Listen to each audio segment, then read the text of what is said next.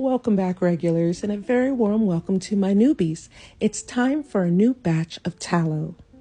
If you're new here, what you're looking at is beef fat.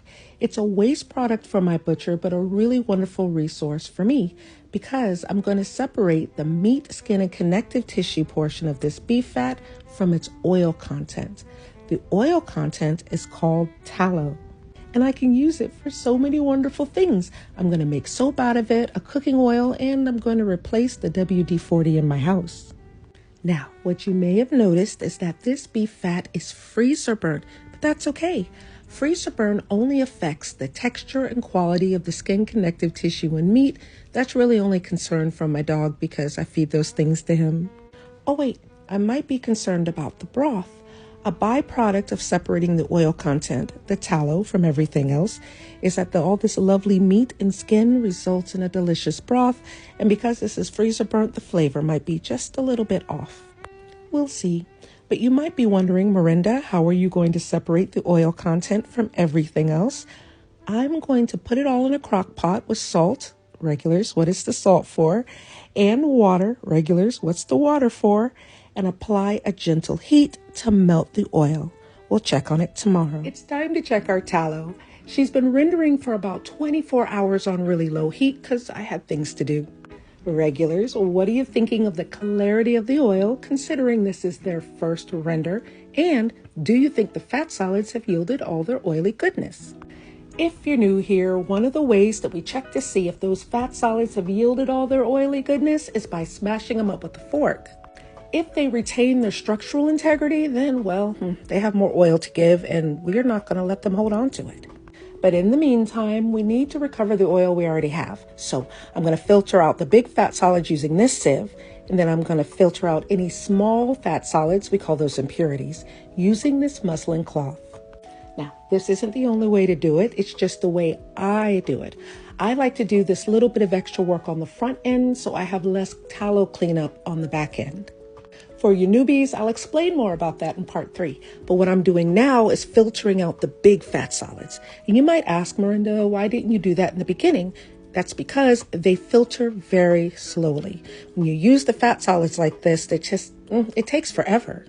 I personally find it easier to pour in the fat solids at the end and then squeeze out the remaining oil as you see here. But I'm not being precious about getting all the oil out because we're going to continue rendering these fat solids until they give us everything we want. Oh, I used too much salt, but that's okay. I give myself grace. I was a little excited. And we're going to add more water and put this back on the heat for maybe 12 hours. All right, regulars, what are your thoughts? What are your predictions? And do you think we're going to get jelly? Okay, we'll check on all of this tomorrow. It's time to check our tallow. She's been rendered one time and she's gorgeous. She is literally stunning. She's a lovely even color. She's very hard after being refrigerated. She doesn't disappoint. The broth, a little bit disappointing. We wanted jelly. We didn't get it. But this broth is delicious. And for you newbies, I promised to talk about cleanup here in part 3. This is what I mean. Because we double filtered the tallow in part 2, I don't have to do much cleanup right now. If we hadn't double filtered, all the impurities that the muslin cloth caught, well, they would have been embedded in our tallow cake. And we would see them deep down inside. But look, our cross section is pristine. Isn't it lovely? Well, maybe not pristine. I don't really trust it, so I'm going to render it again to see if there are any other impurities hiding in this tallow cake. If there are sneaky impurities, we'll see them embedded on the bottom of our tallow cake when we mold her tomorrow. But regulars, trigger warning for part 4. Regulars, it started off well. I had my fat solids. I checked to see if they were done. And look, I already knew they weren't done because there's barely any oil in this scoop, but that's okay. I held on to my misplaced hope and tried to break up the fat solids with a fork, but they retained their structural integrity. But that's fine. That's okay. I decided to go ahead and skim off my tallow, mostly water situation. And look at it. You see the little line that indicates the oil at the top? You see how thin that is? Barely anything had rendered out of those fat solids. And this is where things went awry. I brought out the Vitamix. Yeah, that's what I did. Now, if you're a seasoned Tallow Talk veteran, you know why this is a problem. You know this isn't going to go well. I don't know why I did this, but I did it. And then I had to deal with the consequences. First, I thought, not a problem. I'll just kind of smush it through this sieve.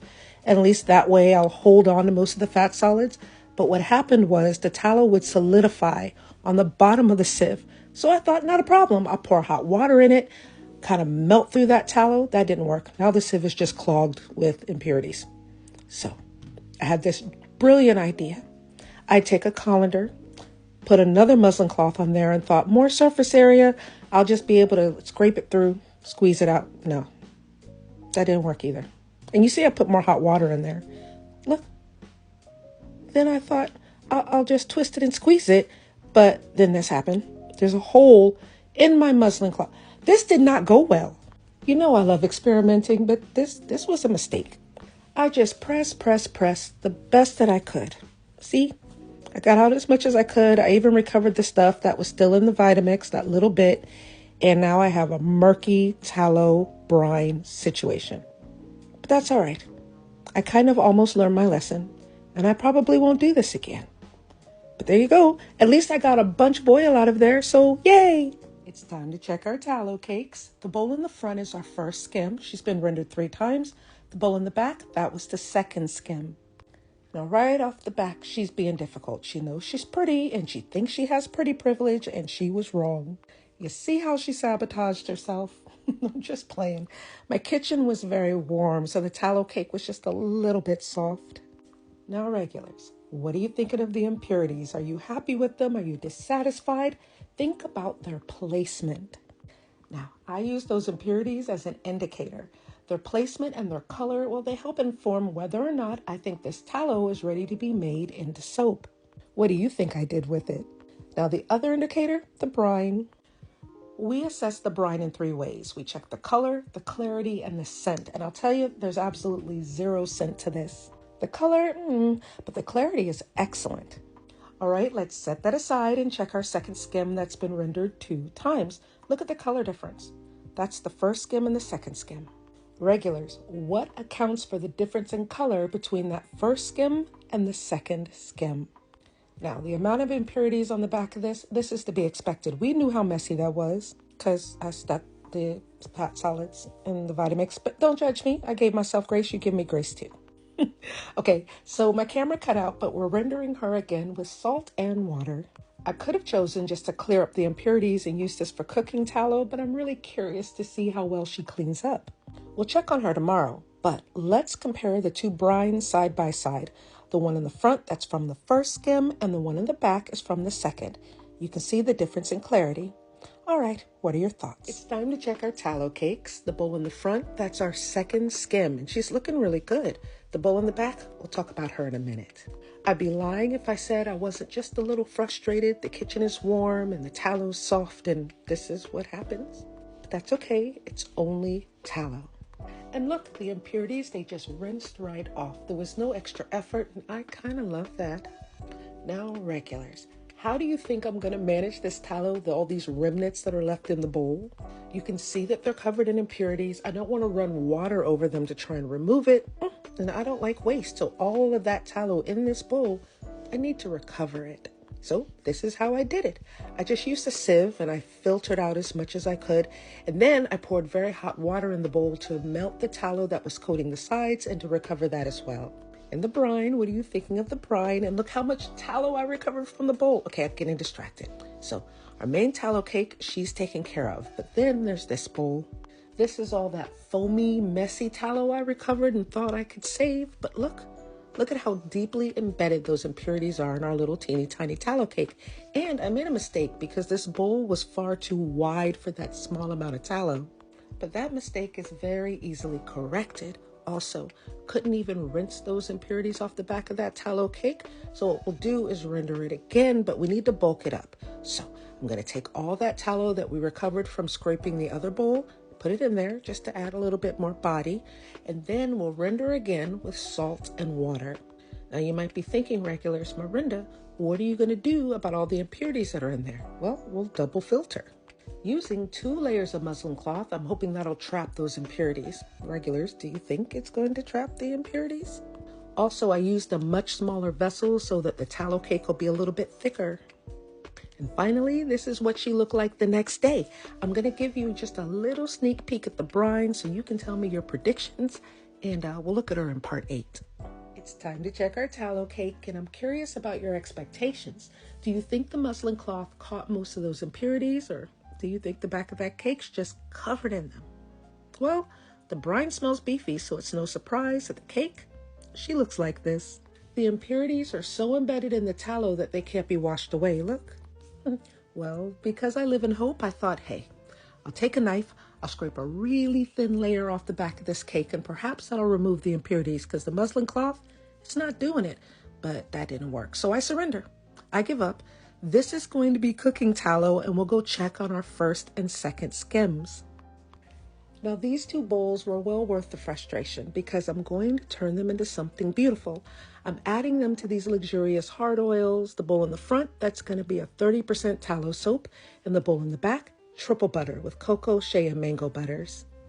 I'm melting them all down, and I'm adding them to our soft oils, those oils which are fluid at room temperature as opposed to, the tallow, which is hard at room temperature.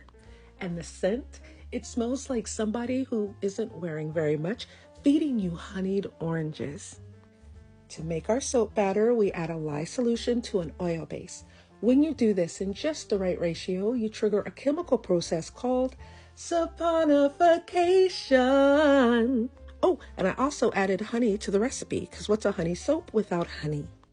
Next, I'm adding just a little bit of our soap batter to honey-colored mica, but you might have noticed that I haven't added honey fragrance. That's because honey fragrance notoriously thickens your soap batter so much you can't pour it, so I'm going to put the soap in the mold and now add the fragrance. I'll hand stir that in, and by the time I turn this mold, it's completely solid. After that, I added orange mica and orange essential oil to our remaining soap batter, mixed that in. Then I took this wild notion that I would texturize the honey portion of that soap, but see how hard it is? That wasn't happening. So I just went ahead and poured in our orange soap batter. At this point, I needed to make my eyes happy. So I took some gold mica predispersant oil and I used that to emboss the top of the soap. And for our luxurious triple butter recipe, you guys asked for the most complicated fragrance combination. And it starts with rose fragrance. So just like the honey fragrance, rose, it notoriously accelerates or thickens your soap batter. But unlike the honey fragrance, it doesn't happen quite so fast. You can see that I've colored the rose portion of my soap batter. Then I put my mold in place just to save time. And now I'm adding my rose fragrance. I'm going to mix as quickly as I can and then pour. The honey fragrance could never, it would be solid already. The second layer of scent, cedarwood. I already had the fragrance in that mixing vessel. I'm just pouring it right on in. And you'll notice the rose portion doesn't move. It's solidified. And finally, eucalyptus. Again, the fragrance was already mixed with that mica. But then I had this idea of adding just a little bit of unscented soap batter in because eucalyptus is really, really strongly scented. And I didn't want it to overwhelm the cedarwood or the rose. All right, what are you thinking of this scent combination? We'll cut her tomorrow. Give myself some free time and rewind back to better days when things were fine. I just need some time, oh no. I don't have the drive that I used to have. It's getting hard to write a meaningful song with all this baggage.